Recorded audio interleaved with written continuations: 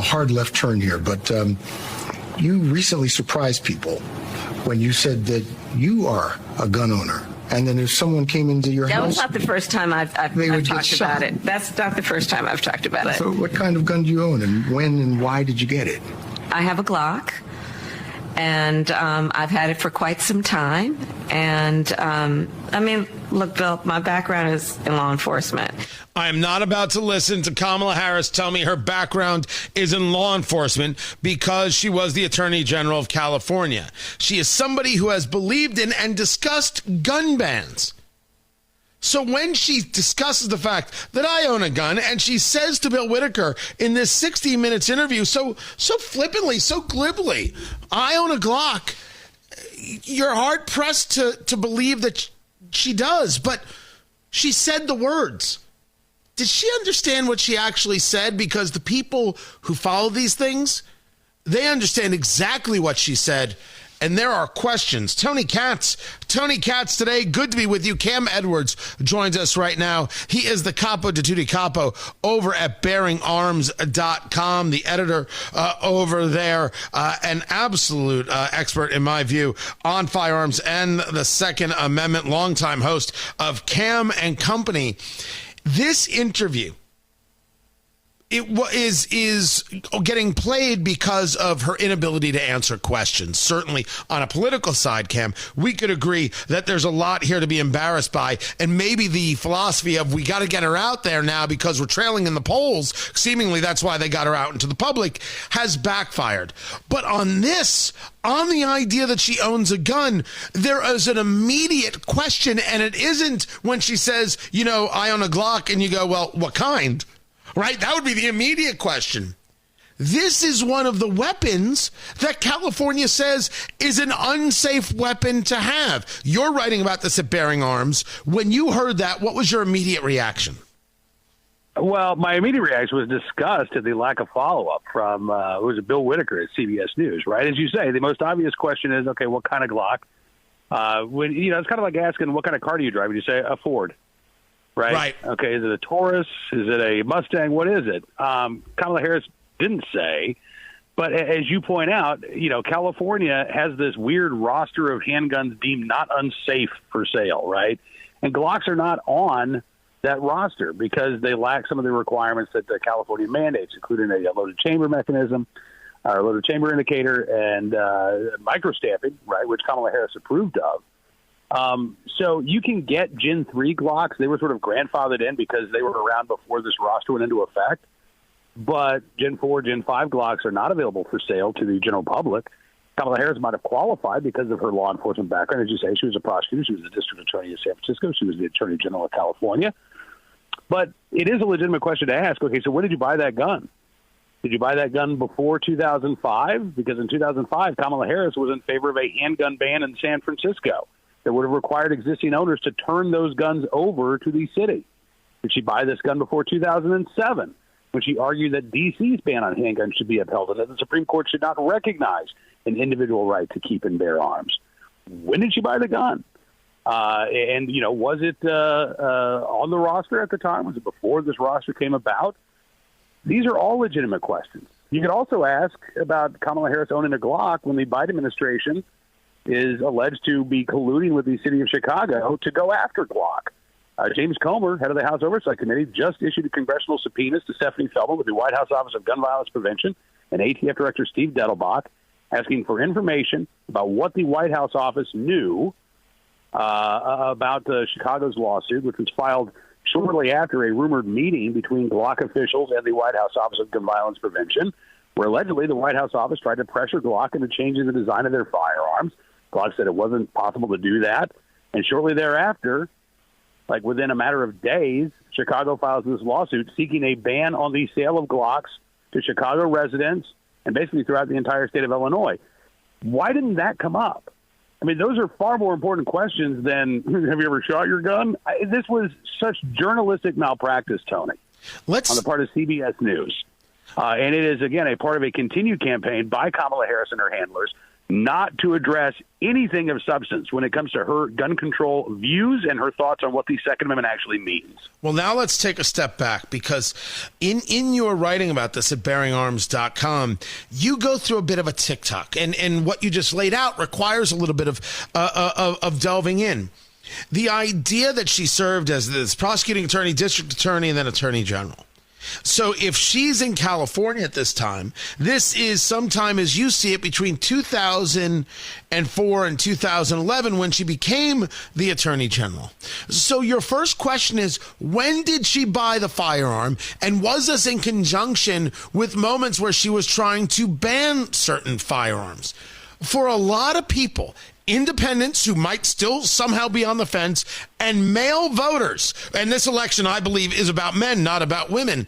This is a huge point to make, because it plays into this greater conversation of rank hypocrisy on firearms, that what we say for you is one thing, what we say for ourselves, well, that's different. True? Absolutely true. You know, to the best of my knowledge, Kamala Harris has never come out and said, I was wrong to tell the Supreme Court to uphold Washington, D.C.'s gun ban. I was wrong to tell the Supreme Court that the Second Amendment doesn't protect an individual right. So, you know, if she's changed her mind on that, I think the voters need to know when that happened. Because even as recently as 2022, Tony, when the Bruin decision came down, right, and the Supreme Court struck down New York's may issue concealed carry licenses, Kamala Harris said that decision defied common sense in the Constitution, that the Supreme Court recognized that the right to keep and bear arms actually protects the right to bear arms. She said defied the Constitution, defied common sense. So as recently as 2 years ago, I would argue that Kamala Harris still held this sort of collective rights view of the right to keep and bear arms. And we know that, according to her, she was a gun owner at that time. So at the very least, it demonstrates a hypocritical stance on her owning a gun and you and I not being able to.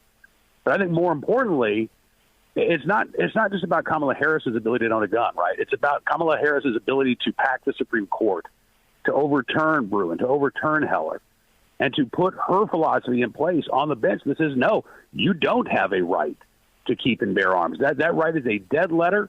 It died when the National Guard came into existence because it was always some, sort of collective right to belong to a militia, not an individual right for you to be able to keep and bear arms for lawful purposes.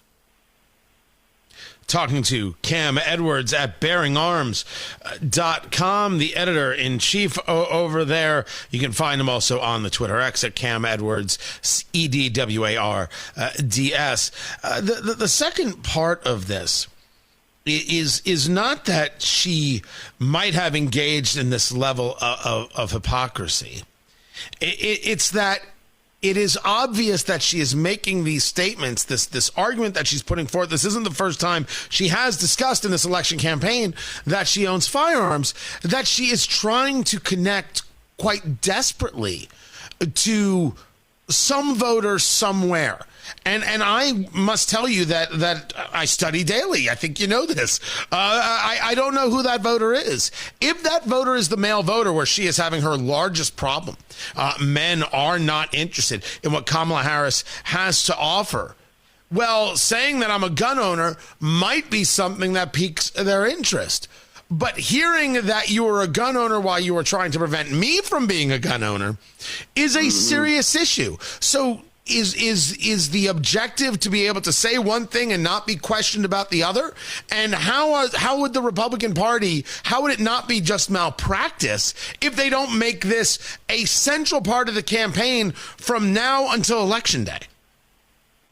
No, I think that's exactly what she's trying to do, right? She's trying to chip away at the margins, right? So if she can peel away 5 to 10% of rural voters in swing states, that's going to benefit her, right? Enormously. If she can get 10% of Pennsylvania gun owners to vote for her, that could swing the state of Pennsylvania. So I think that's what the objective is. I think you're also right that it's malpractice for the Republicans not to be hitting Kamala Harris harder on this. You go back to the vice presidential debate. When guns came up, J.D. Vance had the perfect opportunity to say, listen, I'm a gun owner, I'm a parent, I'm concerned about violence in schools, but let's talk about what the Democrats want to do. Let's talk about what Kamala Harris has tried to do as a public official, as an elected politician, right? And he didn't. He left that all on the table. I think Republicans are also trying to, appeal to suburban women. They are trying to peel away that same 5 to 10% of swing state voters that might be inclined to vote for Kamala Harris. And you can do that while at the same time, pointing out these things that the media simply is not covering. She has a long and lengthy history of opposing this basic fundamental human right protected by the Constitution. And it is malpractice to let her get away with simply saying, well, I'm a gun owner, I own a Glock, of course I've shot my gun. The media isn't interested in asking these questions. They're more interested in covering up her gun control views than covering them. So, yes, the Trump and Vance campaign have to take this fight, and they have to bring this knowledge to the American people. Before I let you go, let me. I knew I wanted to talk about Kamala Harris, but I didn't bring up SCOTUS and the ghost guns, and hearing this case as they did, and people kind of get the feeling that maybe the Biden administration's curtailing of this idea isn't the worst thing in the world. Describe what a ghost gun is, and as you see it, what did and you've got the video up at BearingArms.com. What do you think the Supreme Court was saying? Yeah, so a ghost gun, quote unquote, is a made-up term, right? Basically, it means a home-built firearm. And for as long as this country has existed, you've been able to build your own guns, right? You haven't had to register them. You haven't had to serialize them. It's your gun. You can't sell that gun under the Gun Control Act of 1968, but you can build the gun as many guns as you want. A couple of years ago, the Biden administration put in this new rule that said, okay, if you are buying an incomplete frame or a receiver, that's the part of the firearm that's actually defined as a firearm under federal statute. You're buying one that isn't fully completed, that you have to finish off yourself. We're going to go ahead and treat that like it is a gun. And specifically when it comes to these, parts kits, the Biden administration calls them buy, build, shoot kits, where you get all the parts necessary to build a gun, but you've got to do some of the tooling yourself. They want to treat that kit, that collection of gun parts, as a fully finished firearm that has to be serialized, that the government knows who bought, right? And that's what this is all about. The Fifth Circuit says no. The ATF doesn't have the authority to reinterpret statute, to basically create a new law, turning something that is not a completed frame or receiver and treating it as if it's a firearm. But like you said, I listened to the oral arguments yesterday. I'm a little concerned that the Supreme Court is going to buy into this idea that, well, as long as it's part of a kit, then let's go ahead and treat that kit like it's a fully functional firearm, even though it's not. And the danger is not just when it comes to, home-built firearms. The danger is what the Supreme Court or what the ATF might do if they're given the green light to enforce this regulation. There are a couple of other executive actions that Joe Biden has taken that are also being challenged in court. We did see the Supreme Court strike down the ATF's ban on bump stock earlier this year. But I'm concerned that the Supreme Court is about to give the ATF far more leeway than it actually has and far more authority than it actually has to reinterpret existing language and to essentially come up with brand new gun control laws that never get a vote in Congress. Always the problem. Always the problem when you bring something in front of the Supreme Court. You might not like the result. Cam Edwards, BearingArms.com, BearingArms, BearingArms.com. Cam, always a pleasure. More is coming up. I'm Tony Katz. This is Tony Katz Today.